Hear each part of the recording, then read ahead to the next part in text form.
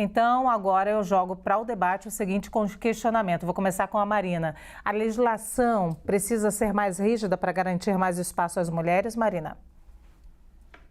Bom, acho que de leis com ótimas intenções, né, e infelizmente com resultados perversos, o nosso inferno legal brasileiro está cheio, né? Como você mesmo apontou, Lu, já há cerca de 30 anos a gente já tem no Brasil, né, legislações que falam de cotas para as mulheres, né, de 30% de candidatas mulheres, agora também a destinação de verbas públicas para as mulheres e, no entanto, saiu uma notícia, né, da Folha de São Paulo, 2 dias atrás, mostrando que todos os partidos desrespeitaram essas regras, né, inclusive também na utilização do fundo, com exceção do Partido Novo, que não utilizou essa verba pública, né, na campanha na época. Então, em 2022 também o Congresso fez uma anistia geral, então isso é comum. Eu acho que o grande ponto aqui a se pensar eu acho que a gente precisa de bons políticos, sabe? A gente precisa, de fato, arejar e democratizar o acesso à política. Eu tenho muitas dúvidas se são essas leis que, de fato, fazem com que a gente tenha mais mulheres e melhores políticos. Por quê? Porque ao estimular candidaturas laranjas, por exemplo, você está ali colocando o nome de uma mulher que às vezes nem tem interesse naquilo. Isso é até ruim, né? A gente está passando ali para o público candidatas que não têm o perfil, que não são competitivas. Então, a gente tem que estimular as pessoas que realmente queiram entrar para a política. E eu vejo que existem outras formas muito mais importantes que deveriam sim ser debatidas numa reforma política. A principal delas, obviamente, o voto distrital, mas para não entrar nesse tema, a questão do financiamento público de campanha, que é super alto, torna as campanhas absolutamente caras e causam o que a gente está vendo agora. Essa coisa toda das emendas parlamentares, mais o fundão, dá para os caciques políticos um poder exacerbado de decidir quem são aqueles que vão receber os recursos e que terão mais chances de ser eleitos. Então, se a gente realmente quer estimular a participação das pessoas da sociedade, ter um arejamento da política e uma democratização do acesso, esses são os pontos que precisam ser endereçados. Ô Marina, só para eu entender um pouco com mais clareza a sua resposta, você disse que tem que estimular bons políticos independente do gênero, é isso que você quis dizer? Eu acredito que sim. Né? Não é porque você é mulher ou homem que você vai fazer um bom mandato e ajudar a população brasileira. Eu sou uma mulher e decidi entrar na política porque eu acredito sim que a gente precisa de mais mulheres, mas eu não acho que é a legislação, é isso que eu quero dizer. A legislação está aí há 30 anos, descumprida sempre. Então, assim, não é essa a forma. Eu acho que a gente tem que realmente pensar em formas de ajudar a democratizar o acesso à política, a fazer com que as pessoas também se preocupem, aquelas que querem ajudar seu país tenham esse acesso. E, infelizmente, as regras que inibem isso hoje, a gente sabe quais são, Lu, é o caciquismo político. Hoje, os presidentes de partidos são verdadeiros donos, eles decidem a alocação das verbas bilionárias de fundo eleitoral, fundo partidário, né? E várias outras. Então, assim, mais um mecanismo de emendas, que também podem ser escolhidas e alocadas para aqueles parlamentares que já estão lá. É isso que inibe o acesso dessas pessoas, inclusive das mulheres, à política. Muito bem, Alessandro, nem preciso te dizer que eu vou te deixar por último, né? Você vai experimentar ser minoria. Brinquei com o Poit semana passada, quando ele estava aqui rodeado de mulheres. Eu falei, como foi para você ser minoria hoje? Então, mais razoável. Você vai experimentar ser minoria. Quero te ouvir, Isa. Bom, acho que tem 2 pontos aqui que a gente precisa destacar. A primeira coisa é o financiamento de campanha. Existem vários modelos que podem ser aplicados, diferentes países, diferentes modelos. Aqui no Brasil, a gente tem o financiamento público. Para você que está em casa, eu quero fazer uma analogia para ficar bem fácil de entender.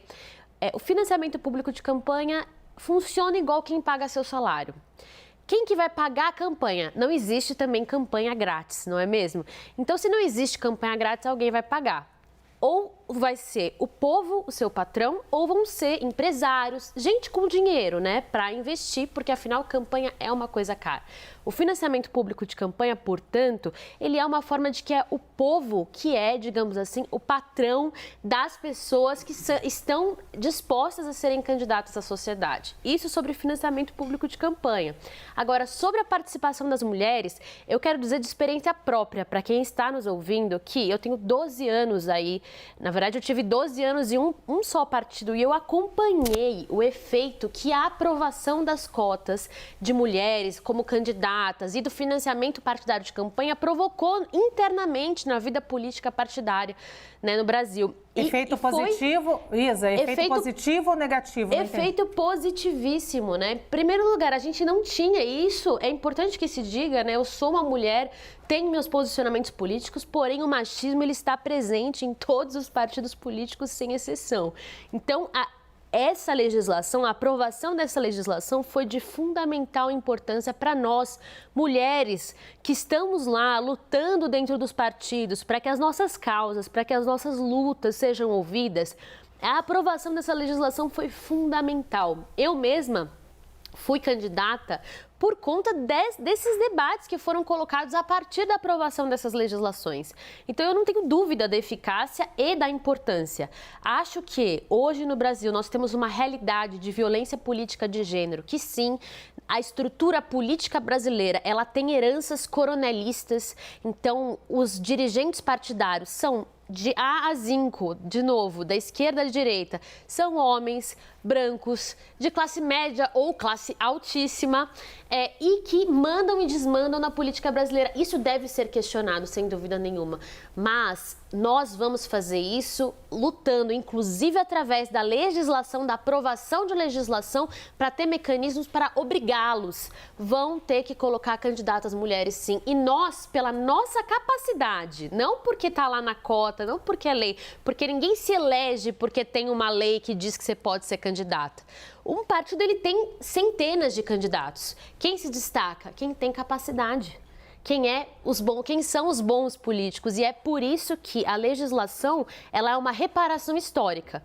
Não tem nada a ver aí com você estabelecer ou dar vantagem para alguém. A gente já está falando de um cenário político que é extremamente desigual à participação política das mulheres. Há um cotidiano político que eu posso dizer, porque sofri na pele, de assédios, de ameaças, de intimidações, de constrangimentos, de chantagens emocionais, de todos os tipos que vocês puderem imaginar. Então, sim, a lei pode e deve ajudar as mulheres a estarem mais seguras para assumir essa função. E a participação das mulheres, ela tem implicação direta no conteúdo que será aprovado pelos políticos. Quem pode dizer a necessidade de creches? Quem está no hospital público levando um idoso, um filho, e sabe as reais necessidades, as mais urgentes, são as mulheres. Porque é das mulheres a tarefa dos cuidados da sociedade. Então, por essa razão, é que as mulheres têm que estar no espaço que debate tudo aquilo, o orçamento público, a saúde pública, a educação pública. Sim. Então, nós temos que ter o nosso lugar. Muito bem, eu fico olhando aqui as redes, né, enquanto eu converso com vocês, eu vou vendo aqui o que o público pensa, e aí, claro que jogam aquelas perguntas, né? Então, por que as mulheres não votam em mulheres, se elas são maioria? É a mesma pergunta, muito parecida com o que acontece em Salvador, por exemplo, né? Por que nunca elegeu, então, um prefeito negro, né? Por que não, já que é a capital negra do país? Isso tem muito a ver com a nossa estrutura ideológica, né? Acho que a resposta ela até serve meio para todos, né? Agora, fato, Samantha, é que a gente tem aqui uma participação da mulher muito recente na política, né? Só lembrar que a gente só tem 100 anos que a gente conseguiu o direito de votar, né? E aí o que acontece? Agora, quando a gente quer se candidatar também, aí vem os partidos que são obrigados a dar ali uma parcela de dinheiro para você fazer a sua propaganda, ou dar um espaço na TV para você se projetar politicamente, e te tira isso. E aí vem alguém e anistia os partidos que te tiraram esse direito. Ou seja, a gente está correndo atrás do rabo, né? Exatamente. Nós tivemos assim grandes vitórias do ponto de vista das leis, né? A Lei Maria da Penha foi a primeira a estabelecer a existência de uma violência política. Recentemente tivemos uma lei específica para tratar do tipo penal violência política. As mulheres realmente, nós somos maioria numérica, mas somos minoria na fruição de direitos. Tivemos a Lei do Batom, a Lei das Cotas, que estabelece 30% das candidaturas para as mulheres. Tivemos a Justiça Eleitoral reforçando o conteúdo dessa lei, estabelecendo que essa porcentagem também diria respeito ao fundo eleitoral, ou seja, não adianta eu dar vaga para mulheres, mas não dar dinheiro para que essas mulheres possam se eleger. Tempo de TV. Aí a gente vem agora se ver às frentes com uma anistia geral, ou seja, todos os partidos que não cumpriram o que a lei estabelece, ou seja, cotas para as mulheres, para as minorias, irregularidades de contas, vão ser simplesmente perdoados. Ou seja, não adianta eu ter lei se eu não tenho como cobrar o que está na lei. Ou seja, o Congresso fala, fiz uma lei, estou protegendo as mulheres, mas depois a gente tem uma anistia. Quem garante que nas próximas eleições os partidos vão respeitar o que está na lei e garantir o direito das minorias, se depois vem uma anistia geral e fala, não, só vai valer para as próximas eleições. E o que me causa, assim, muita estranheza é que tudo aquilo, e isso vai para todos os partidos, porque é uma questão quase que de unanimidade, o que causa uma estranheza, como colocou a deputada, não é? Que nós estamos financiando essas campanhas para esses candidatos virem, né, e deturparem a lei, né? Porque o fundo partidário, que é o dinheiro que vem do povo, foi aplicado de maneira irregular e eles estão se perdoando em relação a isso. Aí eu fico pensando, né? Hoje a gente tem um governo do PT, porque o presidente é do PT, que sobe a rampa com as minorias, mas cuja presidente do PT vota a favor dessa anistia. Ou seja, a gente tem uma proteção formal das minorias, mas quando é efetivamente para dar direito, para dar acesso, para a gente ter mais mulheres, mais negros na política, mais deficientes, isso não vale? Eu me sinto assim como um estelionato, eu acho que é um estelionato em face do eleitor. Se critica que as empresas não podem financiar as campanhas, ok, essa é a regra, mas na anistia eles autorizam as empresas financiarem, não é, o pagamento das dívidas eleitorais anteriores à decisão. Ou seja, não vale nada. A gente tem uma questão formal, formalmente queremos mais mulheres, mais negros, minorias, e na hora que a gente efetivamente para cumprir o que a lei diz, há uma anistia, em que acaba, ao meu ver, com o papel da Justiça Eleitoral, ou seja, todo o trabalho da Justiça Eleitoral, de apurar as contas, de verificar os partidos que não deram tempo para as mulheres, que desviaram dinheiro, foi um tempo perdido, porque vai ter uma anistia e fala, não, isso aqui não vale, não vai se aplicar para essas eleições, a gente perdoa tudo. Isso é muito, muito triste. Uma coisa, formalmente, eu acho que vem mais do Poder Judiciário, né? Porque o Poder Legislativo, eu tenho cá minhas dúvidas se querem mais mesmo representatividade, se os partidos estão querendo isso, mas existe uma regra que vem, né, sim, do mas Poder a gente Judiciário. Tem a lei da violência política, que é uma lei bem feita, não é? Com o tipo penal bem estabelecido, a gente tem a lei dos 30%, então formalmente a gente tem, e a gente tem uma justiça que está dando efetividade para isso, que está garantindo esses direitos. Agora vem uma PEC que, ao meu ver também, né, assim, não sei como pensa o doutor Alessandro, mas cuja constitucionalidade também eu acho temerária, né, espero que não seja aprovada essa PEC, mas caso seja que vá para o STF, que o STF possa garantir efetivamente o direito das minorias, porque isso é o que consta na nossa Constituição. E como pensa, doutor Alessandro? Bom, olha, todo mundo foi falando aqui, eu fui tentando pensar, o que eu vou falar, né? As três mulheres falaram praticamente tudo, ou mais um pouco do que precisava ser dito, logicamente com algumas discordâncias, né? Mas... e eu fiquei aqui pensando, fiz aqui uma anotação, vou falar basicamente o que eu imagino aqui pelo menos, e aí acho que vocês também podem falar se tiver alguma crítica maior. Em primeiro lugar, eu me lembro que em junho de 2013, quando a gente teve as manifestações que passaram aqui em São Paulo, na Avenida Paulista, uma crise política gigantesca, né, grandes manifestações, né, era o governo Dilma Rousseff, todo mundo falava de reforma política naquela época, né, se dizia, olha... é preciso que o Congresso aprove, e veja, uma reforma política drástica, não era uma reforma política a conta-gotas, não era uma reforma política feita pelo Tribunal Superior Eleitoral, era uma reforma política profunda do país. Inclusive, chegou-se a falar em constituinte para a reforma só do sistema político. E aí tem a questão de constitucionalidade, inconstitucionalidade disso, mas a ideia era reformar o sistema político, ou seja, reconhecendo que o sistema não é democrático.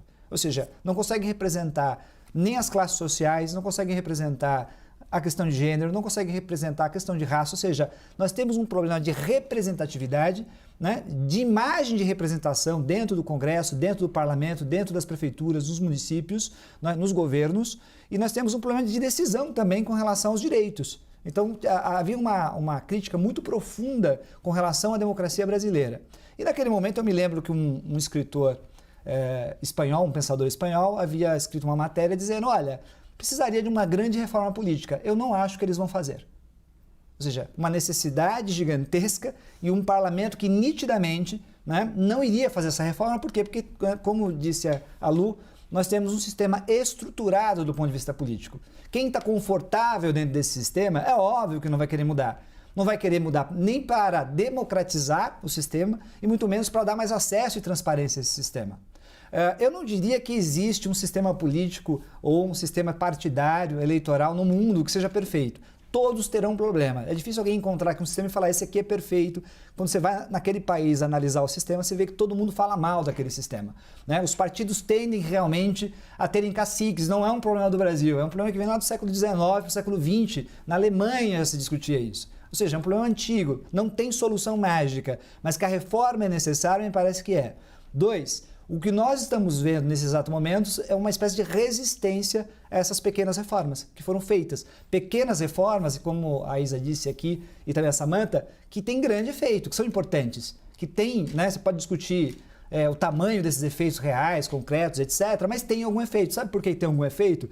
Porque o negócio é tão trágico com relação à democraticidade, nem sei se existe esse termo, das instituições, que quando você tem essas pequenas reformas, vai ter algum efeito, né? E democracia, conforme eu acho que a Isa chegou a relatar isso, tem custo, né? Democracia é complexo, né? Só não tem custo, né? Costumo brincar, na ditadura. Você não precisa votar, você não tem processo eleitoral. As pessoas já estão lá, de maneira geral. Então, eu, pessoalmente, eu acho que um dos elementos que deveriam, eu acho que não estamos perto necessariamente disso, a gente precisaria... no caso do parlamento, por exemplo, tem que ter cadeira, eu acho que tem que ter uma divisão paritária.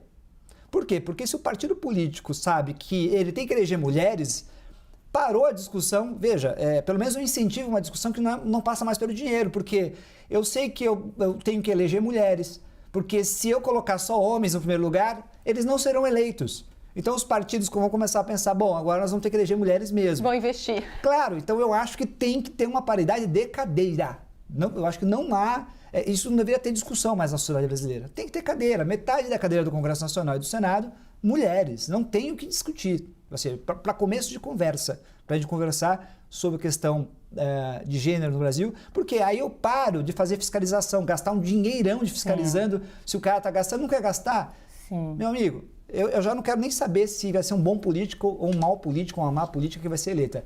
Tem que ter mulher. Depois, tem um outro patamar de discussão, que é a qualidade dos políticos, outras reformas também profundas com relação a isso. Muito bem, vamos ver se aqueles homens brancos de classe média, hétero, é assim que a gente pode definir o nosso parlamento hoje, concordam.